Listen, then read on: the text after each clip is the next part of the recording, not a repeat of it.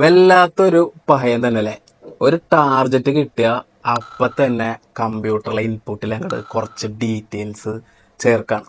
എന്താന്ന് വെച്ചാല് ഏത് ബോളറിനെ ഡിഫെൻഡ് ചെയ്യണം, ഏത് ബോളറിനെ അറ്റാക്ക് ചെയ്യണം, എത്ര സിംഗിൾ എടുക്കണം, എത്ര ഡബിൾ എടുക്കണം, ഇനി ലൂസ് ഡെലിവറി വന്നാൽ എവിടേക്കെല്ലാം ഫോർ അടിക്കണം, എങ്ങനെയെല്ലാം സ്ട്രൈക്കർ റൊട്ടേറ്റ് ചെയ്യണം, അങ്ങനെ കുറച്ച് വിവരങ്ങൾ കമ്പ്യൂട്ടർ അങ്ങോട്ട് ആഡ് ചെയ്തിട്ട് അതിനെ അങ്ങോട്ട് സക്സസ്ഫുൾ റൺ ചേസ് ആക്കി മാറ്റണം. റൺ ചേസിൽ മാത്രം 8063 runs. Yes, he's our king Kohli, the chase master. One ഡേയിലെ ചേസ് റെക്കോർഡ് നോക്കുകയാണെങ്കിൽ 159 ഇന്നിങ്സിൽ നിന്നും അദ്ദേഹം അടിച്ചു കൂട്ടിയിരിക്കുന്നത് 8063 റൺസാണ്.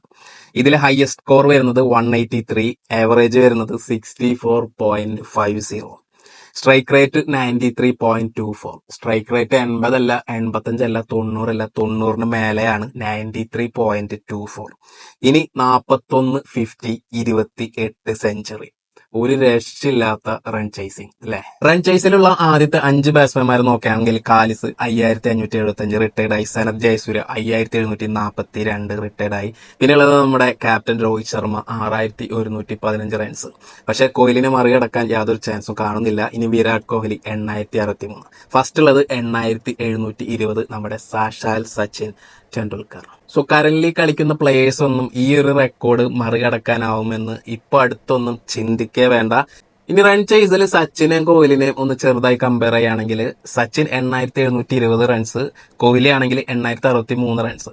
സച്ചിൻ അടിച്ചിരിക്കുന്നത് 232 ഇന്നിങ്സിൽ നിന്നാണെങ്കിൽ കോഹ്ലി അടിച്ചിരിക്കുന്നത് 159 ഇന്നിങ്സ് ആണ്. ഇനി ആവറേജ് നോക്കുകയാണെങ്കിൽ കോഹ്ലിയുടെ ആവറേജ് 64 പോയിന്റ് ആണെങ്കിൽ സച്ചിന്റെ ആവറേജ് വരുന്നത് 42 ആണ്. ഈ ഒരു ആവറേജ് ഡിഫറൻസിൽ തന്നെ നോക്കുകയാണെങ്കിൽ കോഹ്ലിയുടെയും സച്ചിന്റെയും ആ ഒരു ഡിഫറൻസ് അല്ലെങ്കിൽ കോഹ്ലിയുടെ ആ ഒരു എബിലിറ്റി നമ്മൾക്ക് നോക്കി കാണാവുന്നതേ ഉള്ളൂ. കോഹ്ലിയുടെ ആവറേജ് വരുന്നത് 64, സച്ചിന്റെ ആവറേജ് വരുന്നത് 42. ഒരു 22 ആവറേജ് കൂടുതലാണ് സച്ചിന്. ഇനി സെഞ്ചുറി നോക്കുകയാണെങ്കിൽ 17 സെഞ്ചുറി, കോഹ്ലി ആണെങ്കിൽ 28 സെഞ്ചുറി. പിന്നെ സ്ട്രൈക്ക് റേറ്റ് നോക്കുകയാണെങ്കിൽ കോഹ്ലി 93.24, സച്ചിനാണെങ്കിൽ 88.44.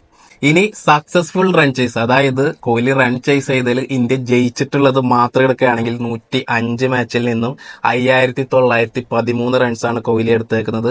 ഇതിൽ ആവറേജ് ആണ് ഡിഫറൻസ്. ആവറേജ് നോക്കുകയാണെങ്കിൽ സ്റ്റണ്ണിങ് ആവറേജ് ആണ്, ഏകദേശം 90ന്റെ അടുത്താണ് ആവറേജ്. ഇതിൽ 24 സെഞ്ചുറിയും 26 ഫിഫ്റ്റിയും കോഹ്ലി നേടിയിട്ടുണ്ട്. വെറും 99 ഇന്നിങ്സ്, 105 മാച്ച് കളിച്ചിട്ടുണ്ടെങ്കിലും വെറും 99 ഇന്നിങ്സ് കോഹ്ലി കളിച്ചിട്ടുള്ളൂ. അതിൽ ആവറേജ് നോക്കിയാൽ 90ന്റെ അടുത്ത് 89.59. ഒരു രക്ഷയില്ലാത്ത റൺ ചേസ് മെഷീൻ എന്ന് തന്നെ പറയാം അല്ലെ കോഹ്ലിനെ. ഇപ്പൊ ഇന്നലത്തെ ഇന്ത്യ വേഴ്സസ് ഓസ്ട്രേലിയ സെമി ഫൈനലിനെ നോക്കുകയാണെങ്കിൽ ഒരുമാതിരി രക്ഷയില്ലാത്ത റൺ ചേസ് തന്നെ ആയിരുന്നു. കാരണം അദ്ദേഹത്തിന് അറിയാം എപ്പോ സിംഗിൾ എടുക്കണം, എപ്പോ ഡബിൾ എടുക്കണം, എപ്പോ ബൗണ്ടറി അടിക്കണം, എവിടെയെല്ലാമാണ് ഗ്യാപ്പ്, എങ്ങനെ പോയാലാണ് ഈ ഇന്നിങ്സ് ചേസ് ചെയ്യാൻ പറ്റുക എന്നത് അദ്ദേഹത്തിന് നന്നായി അറിയാം. എന്തായാലും ഈ ഒരു പ്ലെയറെ ക്രിക്കറ്റിന് കിട്ടിയത് അല്ലെങ്കിൽ ഇന്ത്യക്ക് കിട്ടിയത് നമ്മുടെ ഭാഗ്യം എന്ന് തന്നെ പറയാം. നമ്മുടെ ജനറേഷനിൽ ഇങ്ങനെ ഒരു പ്ലെയറെ നമുക്ക് കാണാൻ പറ്റി എന്ന് തന്നെ നമ്മുടെ ഒരു ഭാഗ്യം എന്ന് തന്നെ അറിയാം. എന്താണ് നിങ്ങളുടെ അഭിപ്രായം? കോഹ്ലി സച്ചിനെ മറികടക്കുമോ ഇല്ലയോ? താഴെ കമന്റ് ചെയ്യുക. അടുത്ത വീഡിയോ കാണുന്നവരെ ബൈ.